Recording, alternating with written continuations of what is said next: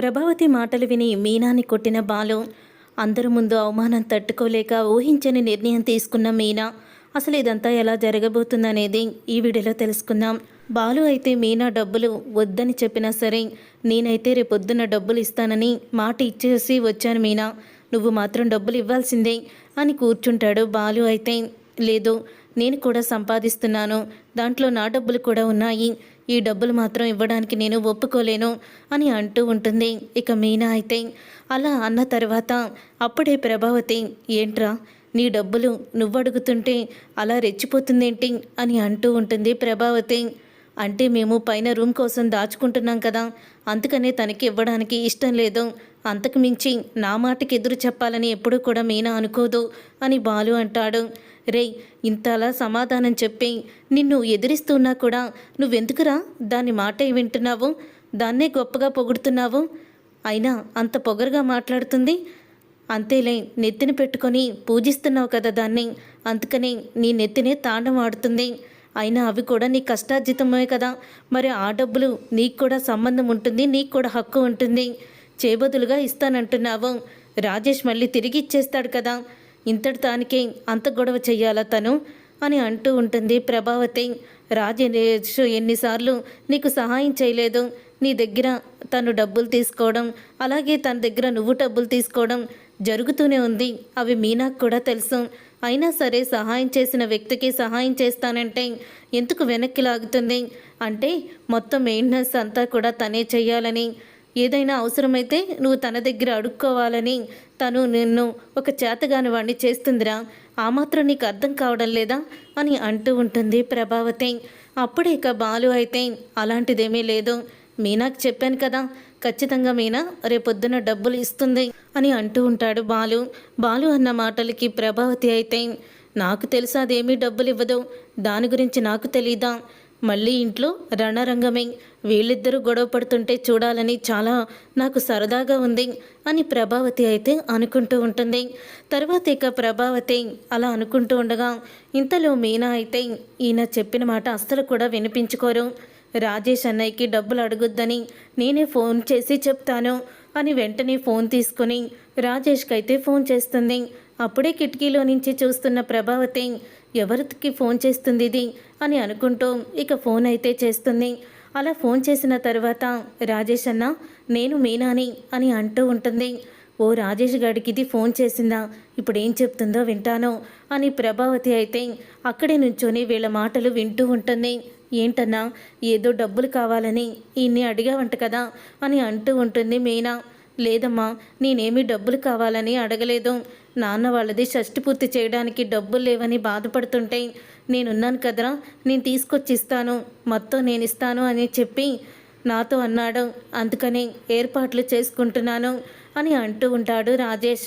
అప్పుడే మీనా అయితే, చూడన్నయ్య, మా దగ్గర అన్ని డబ్బులు లేవు, అది కూడా మొన్న మేము ప్రైజ్ మనీ గెలిచిన డబ్బు, అలాగే నా నగలు అమ్మేసుకున్నాడు కదా మనోజు, ఆ డబ్బులు అవే దాచుకున్నాము, పైన రూమ్ వేసుకోవాలి, మళ్ళీ ఇప్పుడు ఏదో అదృష్టం కొద్దీ ప్రైజ్ మనీ వచ్చి అలాగా మాకు పని అవుతుంది, కానీ లేకపోతే అన్ని లక్షలు మేమెక్కడ పక్కన పెట్టగలం, ఈ ఖర్చులతో ఇంటి ఖర్చులకే ఇస్తామా, లేకపోతే కారు ఈఎంఐ కట్టాలి, మాకు కూడా చాలా డబ్బులు అవసరం ఉందన్న, ఈ టైంలో నీకు డబ్బులు ఇవ్వడం కుదరదు, ఆయన నీకు మాట ఇచ్చారు, కానీ తర్వాత నాకు తెలిసింది నేను ఆ డబ్బులు ఇవ్వనని చెప్తే ఆయనకి కోపం కూడా వచ్చింది, అందుకనే నేను చెప్తున్నాను విను అని అంటూ ఉంటుంది మీనా.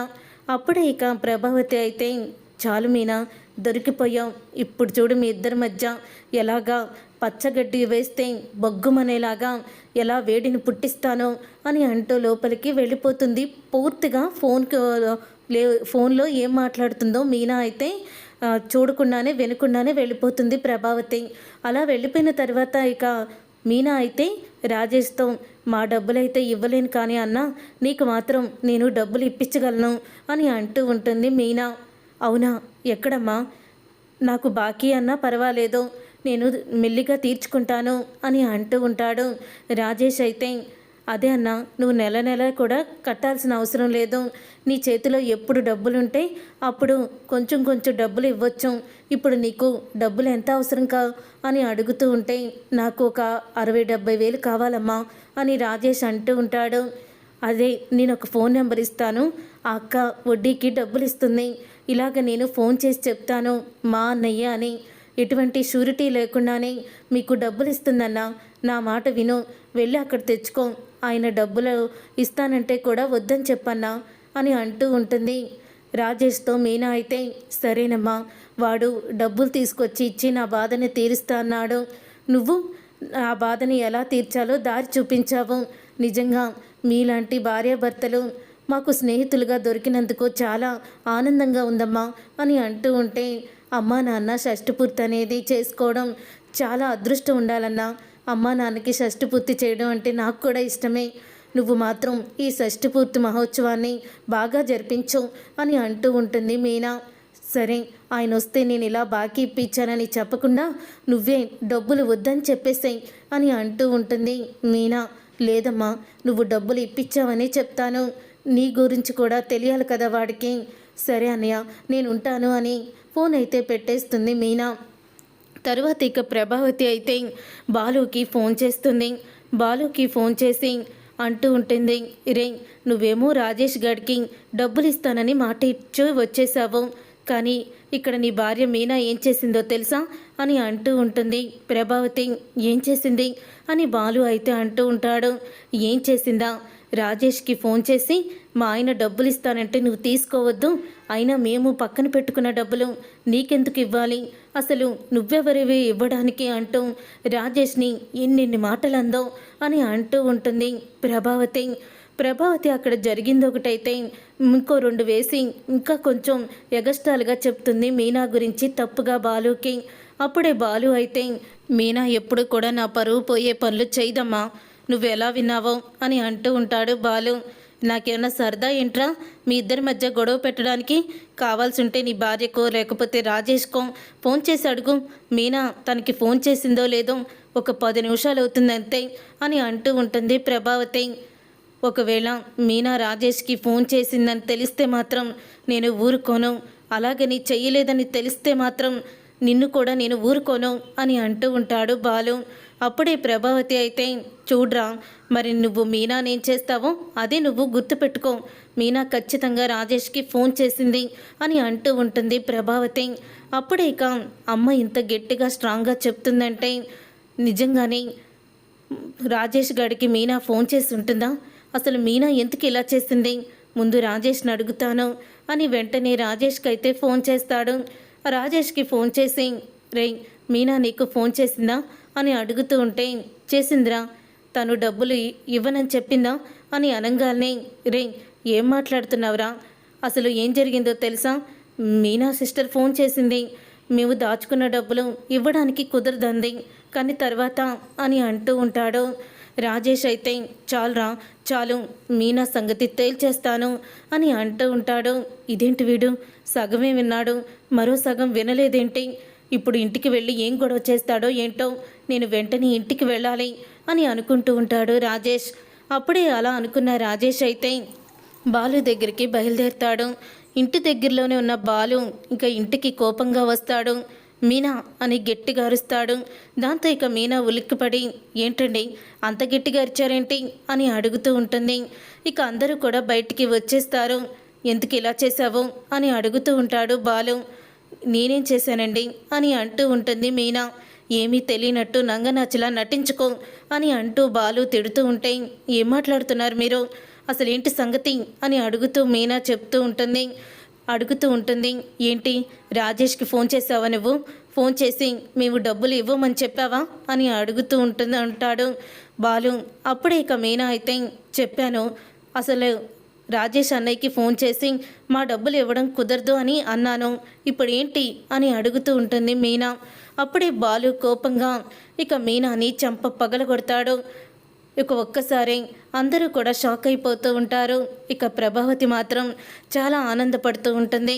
అప్పుడే ఇక ప్రభావతి అయితే, నువ్వు రాజేష్కి ఫోన్ చేసి డబ్బులు ఇవ్వనని చెప్పావు కదా, చెప్పావా లేదా అని అంటూ ఉంటే, చెప్పాను అని అంటూ ఉంటుంది మీనా.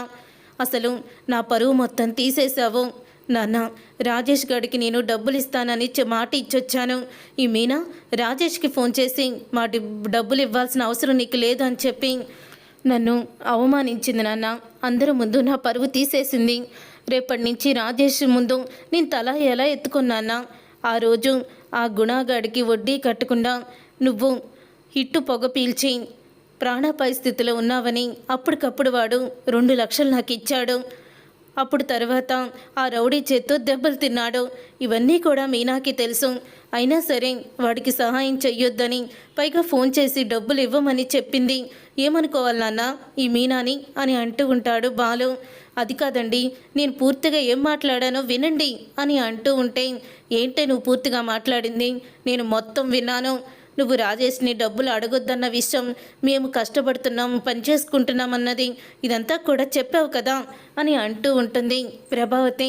మీరు సగం విన్నారు, సగం వినలేదత్తయ్య అని అనగానే, నా మాటకు విలువ లేనప్పుడు, అసలు నా అవసరమే లేనప్పుడు నేనేమైపోయినా పర్వాలేదు, నన్ను అవమానించినా పర్వాలేదు అని నువ్వు అనుకుంటున్నావు. మన మీ తమ్ముడు పుట్టినరోజుకి అలా చేశావు, ఇప్పుడు అలాగే చేశావు. నాకు గౌరవం లేని చోట, నాకు గౌరవం ఇవ్వలేని మనిషి ఉండాల్సిన అవసరం లేదు, బయటికి వెళ్ళిపో అని అంటూ ఉంటాడు బాలు. ఏంటండి మీరు మాట్లాడేది? ఇంత చిన్న విషయానికి నువ్వు నా కళ్ళ ముందు నుంచి వెళ్ళిపో మీనా అని అంటూ ఉంటాడు బాలు. రే, నీకెన్న పిచ్చి పట్టిందా? ఏం మాట్లాడుతున్నావురా నువ్వు అని అంటూ ఉంటాడు సత్యం. నాన్న, ఈ విషయంలో నువ్వు మాట్లాడితే నా మీద ఒట్టే. అసలు ఈ మీనాని చూడ్డానికి అసహ్యంగా ఉంది అని అంటూ ఉంటే, అప్పుడే ఇక మీనా అయితే బాలు మాటలకి ఇక బాధపడుతూ వాళ్ళ పుట్టింటికైతే వెళ్ళిపోతుంది. ఇంతలో ఇక మీనా వెళ్ళిపోయాక రాజేష్ అయితే వస్తాడు. రే బాలు, ఏంట్రా ఫోన్లో నేను చెప్పేది పూర్తిగా వినకుండానే కోపంగా వచ్చేసావు అని అంటూ ఉంటాడు రాజేష్.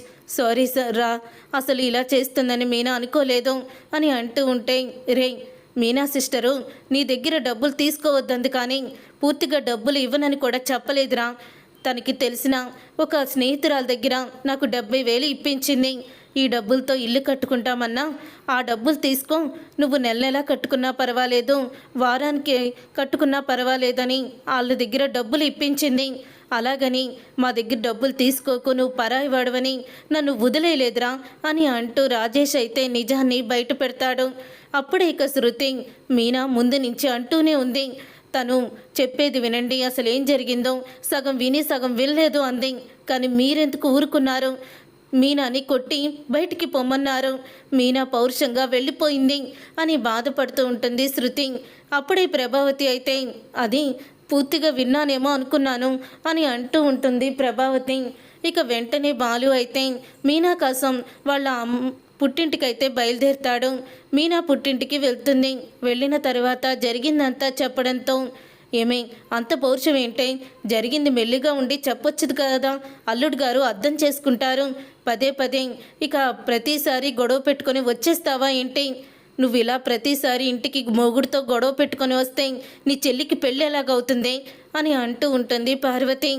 నా వల్ల చెల్లి జీవితానికి ఏమీ కాదమ్మా, నేనే ఇక్కడి నుంచి వెళ్ళిపోతాను అని అంటూ మీనా అయితే ఇక అక్కడి నుంచి వెళ్ళిపోతుంది. నేను ఎవ్వరికి కూడా అవసరం లేదు అని అనుకుంటూ వెళ్తుంది.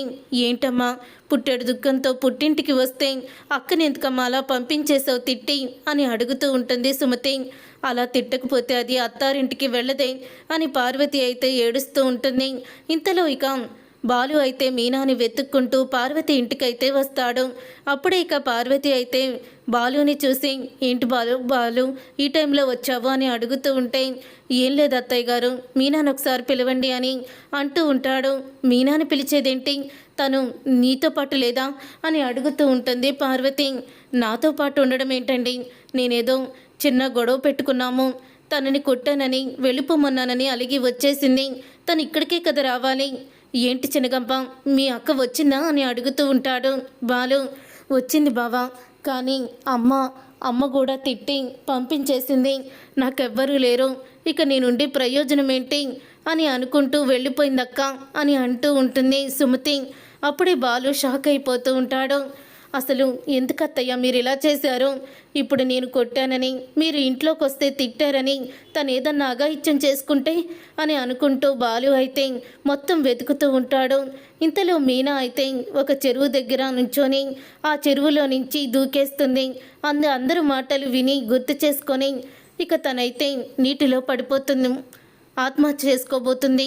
అప్పుడే బాలుకి అర్థమైపోతుంది తను చెరువు దగ్గర ఉందని దూరం నుంచి చూస్తూనే ఉంటాడు. అక్కడికి వచ్చేసరికి మీనా అయితే చెరువులో దూకేస్తుంది. దాంతో ఇక బాలు కూడా దూకి మీనాని కాపాడుతాడు. ఇక మీనా అయితే, మీరా ఎందుకు నన్ను కాపాడారు? నన్ను దూరం పెట్టి, అలాగే మీరు మా అమ్మ కూడా దూరం పెట్టారు. నేను ఎవరి కోసమైతే బతుకుతున్నానో వాళ్ళే నన్ను అసహించుకుంటే నాకు ఈ బ్రతికెందుకు అని అంటూ ఉంటుంది మీనా. నన్ను క్షమించు మీనా, నిన్ను పూర్తిగా నేను అర్థం చేసుకోలేక చాలా పెద్ద మాటలు అన్నాను, నన్ను క్షమించు మీనా అని బాలు అయితే అంటూ ఉంటాడు. అప్పుడే ఇక మీనాని కౌగిలించుకొని ఇక బాలు అయితే ఏడుస్తూ ఉంటాడు. ఇంకెప్పుడు కూడా నిన్ను ఒక్క మాట కూడా నేను అనను మీనా, అనను అని అంటూ ఉంటాడు.